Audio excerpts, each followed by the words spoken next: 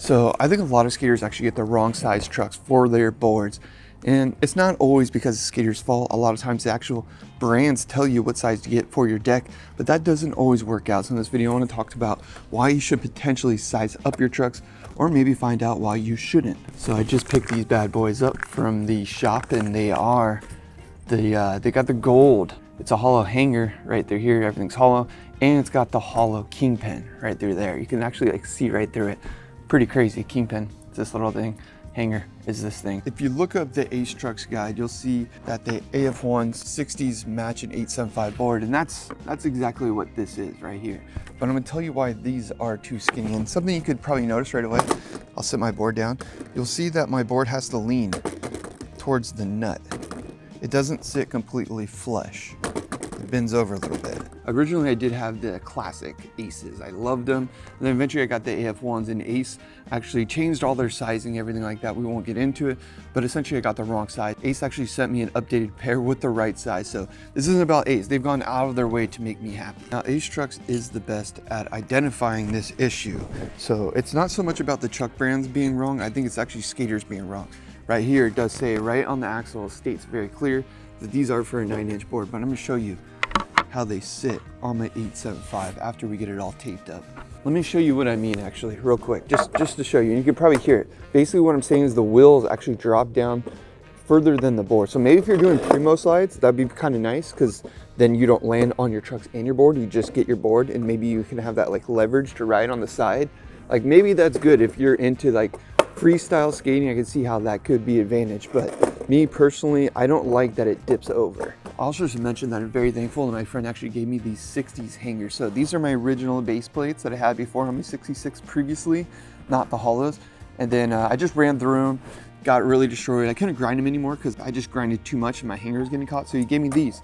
And thankfully, I'm very thankful he gave me these, because it solidified my idea of having wider trucks. So these are the trucks that supposedly fit your board. I've been skating them for probably about a couple weeks now, almost a month. I thought I found a hack to like save me money and just getting hangers and keeping my base plates and all that, but it didn't work out. The other thing I should mention though is it's been raining a lot, so my bushings are fully blown out. My board's been in the rain so much, it's waterlogged, which is why I'm changing it as well. The actual deck is not too bad, it's just waterlogged, it's lost a lot of pop. But my point is the bushings have been blown out. And what I mean by that is like they've gotten really, really wet. I've been skating for like over a year, probably almost a year and a half at this point. And yeah, they just don't have any more resistance in them. So that's the other reason that you're gonna need to get a whole new set of trucks. For example, if you can just grind through your hanger really quick and everything else stays fresh, then yeah, you can just get a pair of hangers versus getting a whole brand new pair of trucks. But that doesn't always work. At least in my experience, by the time the hanger's done, everything else is sort of falling apart as well. Apparently, this is like a better version of Mob. I don't like super, super gritty grip tape. I like grip to stick, but not to the point where it like hurts my hands when I'm grabbing it, or like tears up your shoes. Mob just destroys your shoes. I feel like they're like in collaboration with shoe brands or something. The other thing you can do to get more space under your board, which is a common thing I used to do, but I found it harder to do with the AF1s, is add more washers to your board. And what I mean by washers is like these little guys right here, because you can push your wheels out. And that's one thing that does help. So like if you want to just get your wheels out a little more with your current trucks, instead of like sizing up, you can put some extra washers on there. The problem that I've had when I tried to do that in the past was that basically my nut wouldn't stay on the thread. Because if you look, there's actually not that much thread on these Aces. So, you know, once you're adding more nuts and you start pushing these out, you really can't keep the wheel on there. And that was a problem in the past, is my wheel literally was falling off and it wasn't good. Also, I don't want to get into it just now. We're going to get more into the topic of this video, but Lurpivs, you know, they'll make their way back to the channel. We'll do some more reviews over the summertime. Lurpivs are back. They're a fun truck. I actually really like them. But ultimately, I think when you have a wider truck, you have more control of your board. The way that I like my trucks to fit is where you can just see the nut underneath your board. So it's not hovering. And if you look at, you know, the trucks I currently have on this setup, I'll show you in a second, which are the right, according to like most skaters and more shops and skate truck brands, are the right size. They actually hover. You get a little bit of a hover effect, and I do not like that. First time with the pepper grip, I think, and I like it. I'm a fan of it. It's not as gritty, but it does lay on better than Jessup, I will say. It does lay on better than Jessup. Jessup gets so many air bubbles and I have to work it out like the entire time I have a deck. Gold and red rethreaders are helpful, but I actually haven't used them once. I haven't felt like these threads have fallen off and I needed to rethread it. It just hasn't been an issue for me.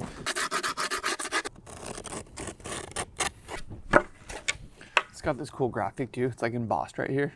Pretty dope. Pretty hyped on this board. So I do skate a lot of bowls, something to mention, and I love doing slappy grinds as well. And the reason I bring that up is because you don't really want to lift your trucks too much, especially with bowls, especially with slappy grinds. You really want to ride into them, and I think that's where the wider truck really does come into favor, and I think you get a lot of advantages. And I'm not going to put my truck on backwards, I swear. Now I have no front or back truck since they're brand new, so that's kind of nice. I have this analogy, essentially. Like, imagine you have a low profile race car with wheels that are tucked underneath the car. And what I mean by that is like the wheels are underneath the frame of the car. The churning is going to be way more screwy on that car versus a car that has wheels that are just as wide as the car, if not wider, like wider than the car. Think of it like a Porsche or something. That car is going to have way more precise, quick, precision turns, I guess, is kind of what my theory is like a race car, you know? Like the fastest cars normally have wide, low profiles, meaning they're not high off the ground, they're low, and they have wide wheels. That's kind of how I think of my board and having the wider trucks. It's a little bit of a theory. Bear with me there, because obviously like skateboards aren't cars, and sometimes we do want them to flip over, so obviously that is a factor. And I have been doing a lot more flip tricks lately, so I do have some experience. I have some thoughts on whether or not you should ride wider trucks, even if you don't skate a lot of bowls, don't skate DIY spots or slappy curbs like I do. And I think that's where you really do find good advantages. Something else you can consider is like if you like more drag in your turn, like you want your turn to be a little slower, you can actually still have wider trucks. What you would want to do is actually just have a longer wheelbase. I think that plays almost a bigger role in your turning sometimes than the actual width of the truck. The width of the truck is just like control, where the turning a lot of times actually comes from your wheelbase. As far as like how fast and how slow you turn, obviously the wheelbase does change based off your trucks too. And Ace does make, I think what it is, like the smallest wheelbase for trucks, meaning like some trucks go out the way they sit, some trucks come in. We won't go into all of the wheelbase madness, but yeah, Ace naturally give your trucks a little bit of a shorter wheelbase. So again, it's going to be a faster turn now.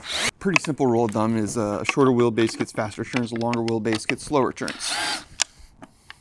All right, one set on there. There they are. Look at that. Leave my wheels on there and we'll get through some more points. It's not just about how it sits on the ground. There's more to this. Now, the reason a lot of people actually change their bushings is because, you know, from stock bushings to aftermarket, whether it be like bones, dodos, whatever it is because they're trying to get the churn, you're trying to get the churn that you want right away versus having to like break in bushings or whatever. The idea is just like you want to put on trucks, you want to put these bushings on so you could just churn the way that you want your board to churn. But the problem with that is you end up in a wild goose chase.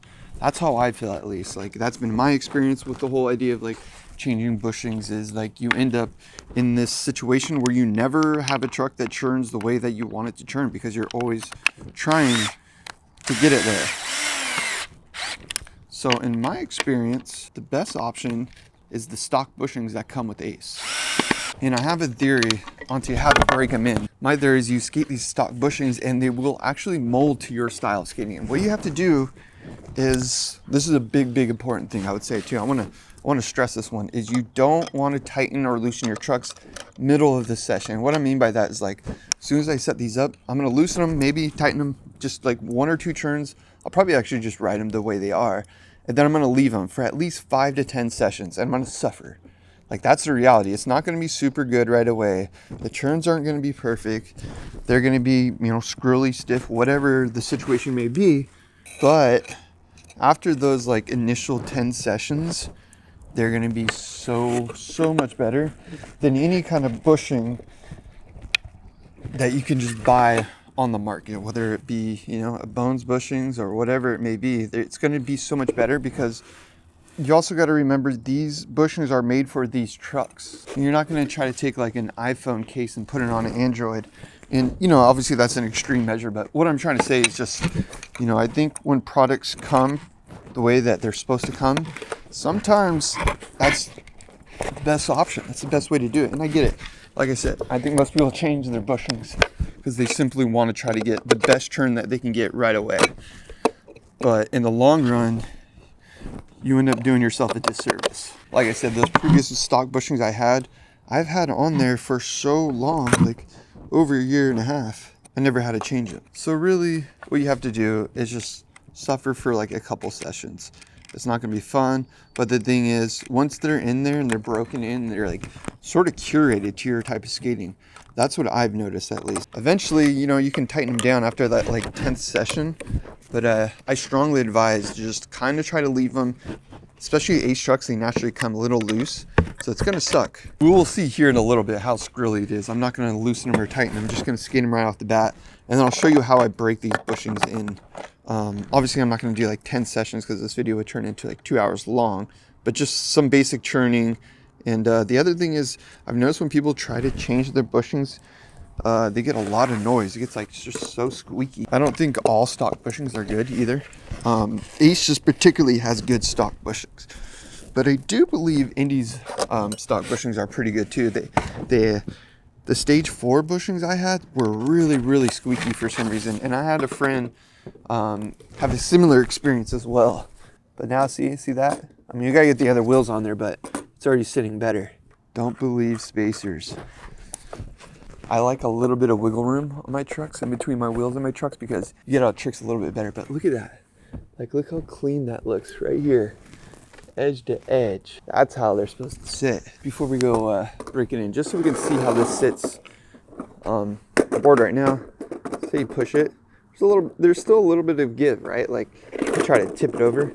This one, just shaking. Again, these are the same size board. So both of these are an 875 board. I got the 66s on here, I got the 60s on here. When I stand on this board, now that I'm seeing it, you can see the very edge of my wheel right here.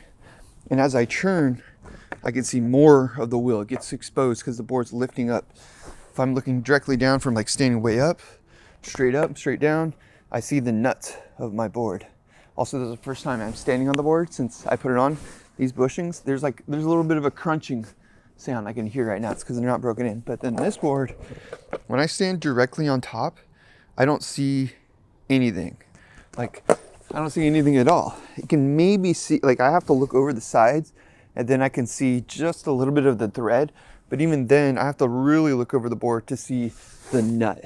And I think a lot of this plays in a factor, especially when you learn how to do tricks a certain way and you're looking at your board expecting it to look a certain way. So with that said, let's go break these in. I was gonna do it maybe on the mini ramp, but I want to get out of the house, maybe go ahead to the park, hit some spots, meet up some friends, and just dive a little more to like pure examples. I'll show you some examples of why these wider trucks will be a benefit to me. So yesterday the skate park was really busy. I'm back the next morning. I didn't skate the board at all. It's still fresh, haven't broken it in. I am gonna probably tighten the trucks down like 2 notches, and then I'm just gonna leave them from there, like I said, for weeks. So let's see how that does. I might have to tighten them down a little more. We'll see. Maybe like 2 turns. It's like 8:30 a.m. in the morning, so there's only like 4 other people here. I'm excited. Let's break this bad boy in. The other thing I wanted to mention is I always ride my front truck a little bit tighter than the back truck, because I think it adds some stability. And then like when you're churning front, like with your front leg and you're turning deep, you can still churn tight. Just something to think about is like tighten your front truck a little bit more.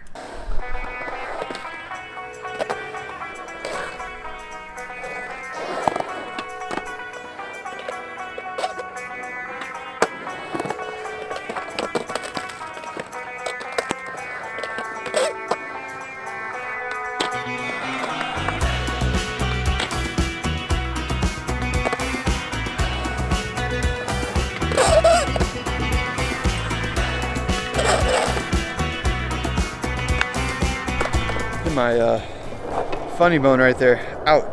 Can't really churn as good. It's because the bushings aren't broken in yet.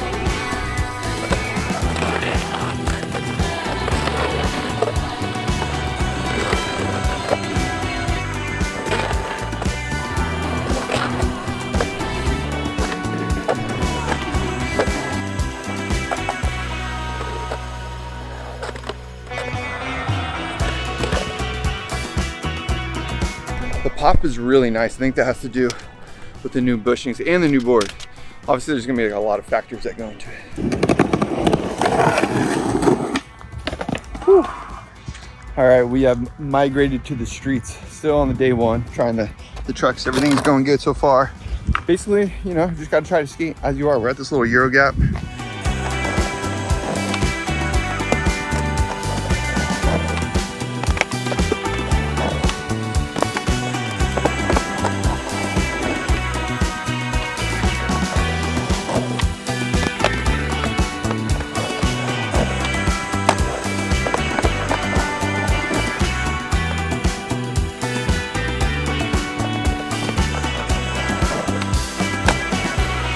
So I think the Euro Gap is a really good place to end our break-in session with these trucks. As you can see, I got some grinds on there, they held out. Now the Euro Gap, this is a good example to talk about like the bushings and getting the right turn and being stable and all that. I was going down a very narrow run up. Like the pieces of wood I was going down were probably like, 2 feet wide at the very widest. And it was long, like I was going down like 15 feet of 2 feet wood into this narrow patch and then alling. My point is like, it was actually really sturdy. And I know Ace trucks are loose and people think like you can't do things like that with loose trucks or you're gonna get speed wobbles and all that. And I don't think it's true. It kind of proves how good these bushings are straight off the bat too, because I wasn't falling all over the place. I tightened it down a little bit like you saw in the beginning and I just rode him and kind of just, it wasn't the perfect turn. I will say actually though, I had really good pop with these new trucks and these new bushings. Obviously I have a new board, so that plays a factor in it. My other board was pretty waterlogged, so I probably was just like getting a better experience overall with this. So it's not just the trucks, it is the board that helped with the ollie, but I do feel like I got more pop and it was just more sturdy because of the bushings, because of the brand new trucks essentially. Like things were rolling straight. Like when you have some trucks that get broken in after a while, sometimes they start going sideways depending if you're doing all front side or all back side. Like there's a lot of factors that go into this. So we're gonna end this video with just some backside smiths, because I feel like that's a good kind of one thing that I haven't done yet is like riding both boards, doing the same exact trick.